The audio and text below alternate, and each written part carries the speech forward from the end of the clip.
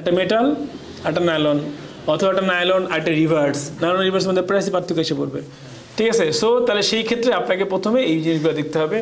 আমি কথাটা একটু রিপিট করি, আর অন্য আগে আপনাদের বলছিলাম কিনা, জ্যাকেটের ক্ষেত্রে স্পেশালি যেই সব আইটেমে জিপার থাকে, যেসব আইটেমে জিপার থাকে সেখানে কখনোই জিপারের কোয়ালিটি নিয়ে কম্প্রোমাইজ করবেন না। 1-2 সেন্ট সেভ করতে গিয়ে খারাপ জিপার নেবেন না। কারণ হলো আপনার জ্যাকেটের মধ্যে একটা ফেব্রিক যদি একটু সমস্যা হয়, একটু ফোটা থাকে, একটা দাগ থাকে, সেই জ্যাকেট ব্যবহার করা যায়, কিন্তু জিপার নষ্ট হয়ে গেলে সেটা আর ব্যবহার করা যায় না। সেম প্যান্টের ক্ষেত্রে, প্যান্ট মনে করেন আমরা টাকা দিয়ে সিরাফারে করি পরার জন্য না, স্টাইল করার জন্য, কিন্তু যদি জিপার নষ্ট হয় সেই প্যান্টটার পরা যাবে না।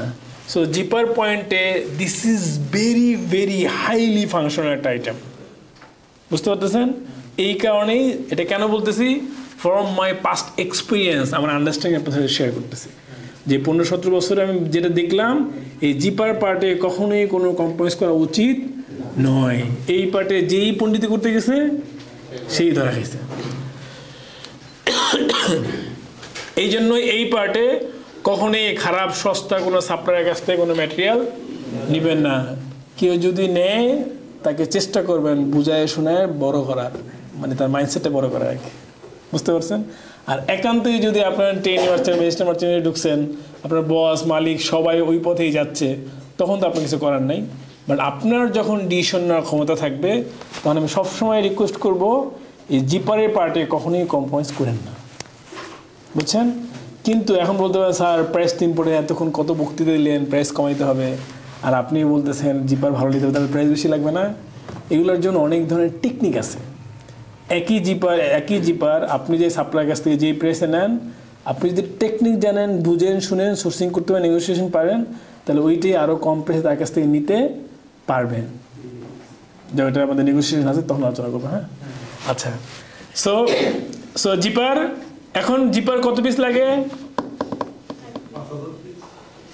1000 পিস। অর্ডার করেছি 5000, অর্ডার করে 30,000, চেঞ্জ করে ফেলেছি কোয়ান্টিটি। আচ্ছা, এই ক্ষেত্রে ওইটা বলবেন না, বলবেন পার পিসে, মানে পার পিস গার্মেন্টসে 1 পিস করে লাগবে। ঠিক আছে, সো ফ্রন্ট জিপার তো একটাই হবে, এপার সাইড বাই সাইডে, সাইড পকেটে 2টা। এখন একটা জিনিস খেয়াল করছেন, এই ফেব্রিকের ক্ষেত্রে কিন্তু আমি ওয়েস্টেজ পার্সেন্ট ধরছিলাম, দেখছেন ওই যে 5%, হ্যাঁ, কিন্তু এইখানে কোনো পার্সেন্টেজ নাই, ওয়েস্টেজ পার্সেন্ট ধরা লাগবে না। হ্যাঁ, একটু পরে দেখাচ্ছি, মানে এই কোশ্চেনটা আপনাদের মধ্যে রাইখেন যে ওয়েস্টেজ পার্সেন্টেজ ধরতে হবে। আচ্ছা, তাহলে জিপার লাগতেছে ফ্রন্টে একটা, পকেটে 2টা। আচ্ছা, এই কোশ্চেনটা আমি কেন করলাম, অনেকেই এখানে কন্ডাকশন ধরার সময় 1.03 ধরে, বুঝতে পারতেছেন? কত ধরে? 1.03, মানে হলো সেখানে 3% ওয়েস্টেজ ধরছে। এবার এটা ধরে 0.06, মানে এখানেও সে 3% ওয়েস্টেজ ধরলো। এখন প্রত্যেকটা আইটেমে এরকম 3% করে ধরলে আপনার কতবার করে 3 টাইপ করা লাগবে না? হ্যাঁ, এখন আমার সময় কম লাগছে না? এই জন্য আমি যেটা করি সেটা হলো যে অ্যাভারেজ একটা পার্সেন্টেজ দিয়ে দিই। কত পার্সেন্ট? 5%। এখন যদি আপনি দেখেন যে আপনার অর্ডার কোয়ান্টিটি বড় হয়, 5% লাগবে না, তবে 3% ধরেন। আপনি দেখেন অর্ডার কোয়ান্টিটি আরও বেশি বড়, অর্ডার কোয়ান্টিটি যত বেড়ে যায় ওয়েস্টেজের পার্সেন্টেজ তত কমে আসে, বুঝতে পারছেন? সেক্ষেত্রে আপনার ধরেন তাহলে 2% দিতে পারেন। ঠিক আছে, মানে এটা এখানে ফর্মুলা ওইভাবে সেট করা আছে। এক্স্যাক্টলি, তাহলে হবে কি প্রত্যেকটার জন্য আপনার আলাদা আলাদা করে দেওয়ার জন্য যে টাইমটা লাগে সেই টাইমটা লাগবে না, বুঝতে পারছেন?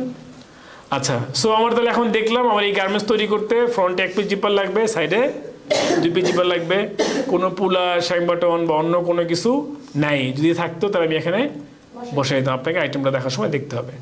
দেন হলো এখানে কি আছে, প্লাস্টিক স্টোভার আছে 2টা, মেবি ইনসাইডে। ঠিক আছে, সো 2টা প্লাস্টিক স্টোভার লাগবে। আচ্ছা, পাশাপাশি কী করতে হবে, প্রত্যেকটা ম্যাটেরিয়ালের প্রাইস বসাইতে হবে। এখন আমরা ম্যাক্সিমাম সময় জিপারের প্রাইস নেই ডজনে, কিসে প্রাইস নেই?